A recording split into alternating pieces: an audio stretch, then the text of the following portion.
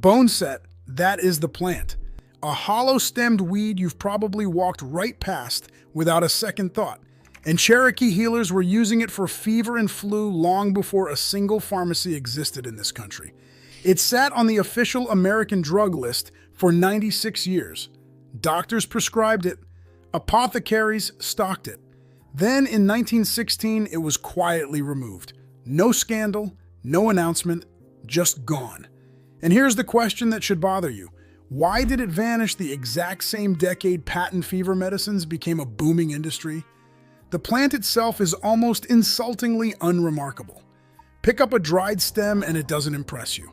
Rough, hollow, faintly fibrous, small white flower clusters that barely register. Nothing about it signals medicine. Nothing about it signals power. And that, it turns out, is exactly why it was so easy to quietly push aside. But the story of how this plant ended up on that 1820 drug list and exactly why it disappeared from that same list in 1916 is not a story most people have ever been told. This is where it actually starts. The name itself is the first clue, boneset, not named for broken bones, named for what early American settlers called breakbone fever. That was the term for the worst kind of influenza, the kind that makes your entire skeleton feel like it is being twisted from inside. You know that feeling.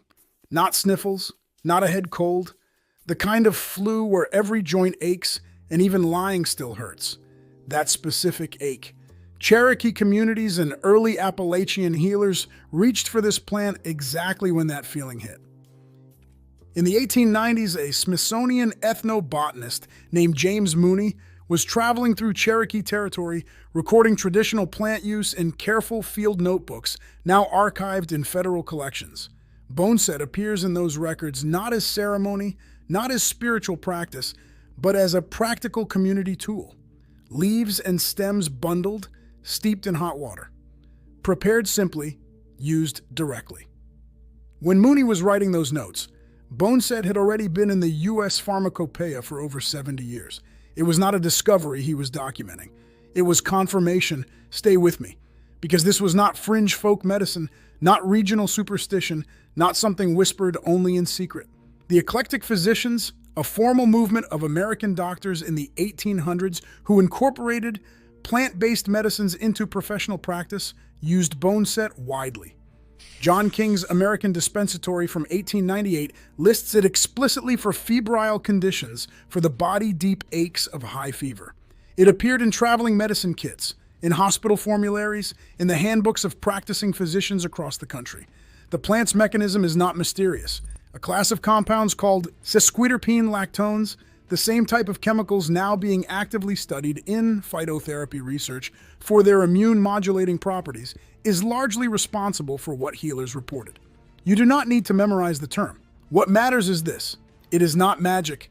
It is chemistry, old chemistry that Cherokee healers understood through observation and used long before any researcher gave it a formal name. And Cherokee communities were not alone in this knowledge. The Iroquois used it. The Mohegan used it. Early Appalachian settlers who lived near indigenous communities adopted it into ordinary household practice, not because they were romanticizing what they saw, but because the plant worked during illness. By the time the first U.S. pharmacopoeia was compiled in 1820, boneset was included as a matter of course, not as fringe material, not as a curiosity, as standard documented reference. 96 years on that list, not on the fringes, not under review, just there, reliably, edition after edition. Then 1916 came, and it disappeared in a single revision cycle. No public debate, no announced reason, one committee meeting, and it was gone. Here is the part nobody tells you. The early 1900s were not only a moment of a medical progress. They were a moment of consolidation. Patent medicine companies were expanding fast, selling bottled fever syrups under proprietary brand names with no disclosed ingredients and healthy profit margins. Aspirin arrived in 1899, and the commercial fever remedy market exploded around it. Boneset was wild growing, unpatentable, free to anyone who could identify it in a field. No distribution chain, no recurring revenue, no shareholder return. The 1916 Pharmacopoeia Revision Board that quietly removed Boneset had deepening ties to the emerging pharmaceutical industry and the newly consolidating medical establishment. That is not speculation. The records exist. The connections are documented. But here is the detail I need you to sit with for just one more minute. The full answer, who shaped that revision and what they stood to gain, is buried in a document almost nobody reads anymore. And what it reveals changes how you look at every cold and flu shelf in every pharmacy you have ever walked into. That is where we are going next. But before we do, there is something else you need to know. Because 1916 was not the starting point of this erasure. It was the final result of a process that had been running for over a decade, and it had a name. The Flexner Report, 1910, funded by the Carnegie Foundation, shaped by Rockefeller-aligned interests, and quietly devastating for anyone who practiced medicine outside the narrow framework it was designed to legitimize. Its official purpose was to standardize American medical education. Its practical effect was the systematic dismantling of every school that taught plant-based, eclectic medicine. Dozens of institutions, defunded, discredited, closed. Not because their outcomes were worse, because they sat outside the model that the new medical economy was being built around. This is where it changes. Boneset did not lose its place in American medicine because researchers tested it and found it wanting. It lost its place because the physicians who prescribed it lost their schools, their licenses, their institutional standing, and their professional voice, all within the same 15-year window. By 1916, the eclectic movement was already on its knees. Removing Boneset from the Pharmacopoeia that year was not a dramatic decision. It was a formality. The system that had championed it was already gone. That is not a conspiracy. That is a business logic operating in plain sight. Wild plants cannot be patented. They cannot be bottled with a margin. They cannot anchor a distribution contract or support a quarterly earnings call. Boneset grows in fields, along creek banks, at the edges of roadsides across the entire eastern half of this country. It costs nothing to find if you know what you are looking for. And that is precisely the problem, not for patients, but for a system that needed sick people to reach for a product, not a plant. The viewer was not robbed by cartoon villains.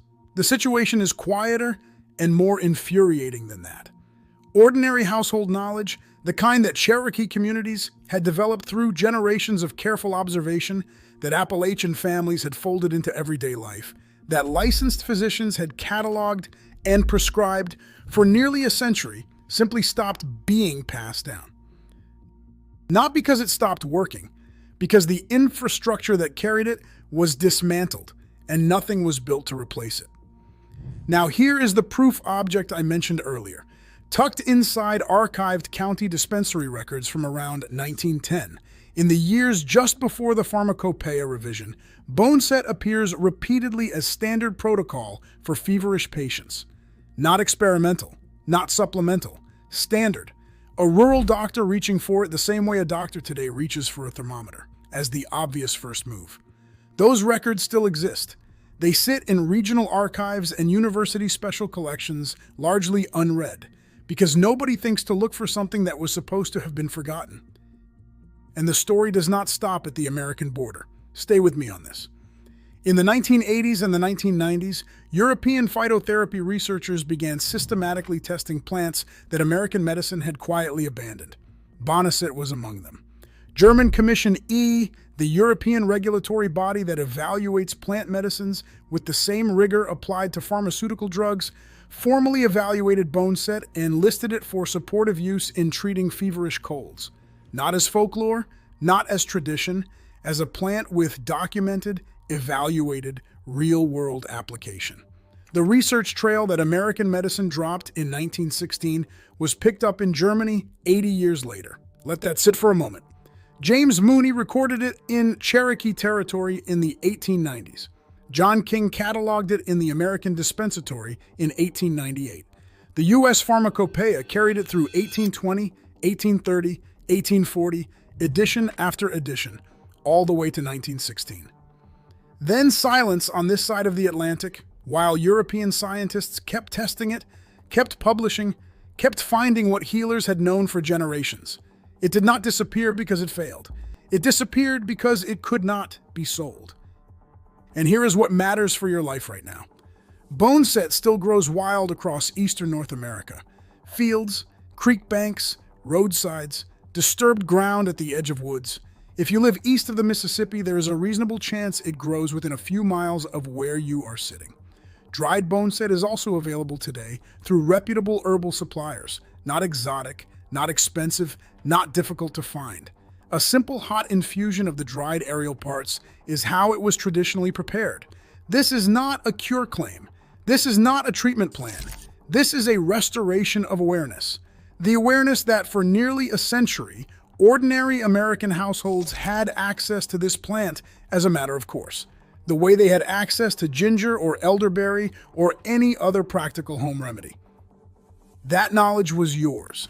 It was passed down through Cherokee communities, adopted by early American healers, formalized by physicians, listed in official references, and then quietly removed from public consciousness at the exact moment it became commercially inconvenient. Cherokee knowledge, Appalachian households, eclectic physician handbooks, 96 years on the official American drug list, European research picking up the trail in the 1980s. Still growing in your county right now. That is the full arc. And once you see it, you cannot unsee it.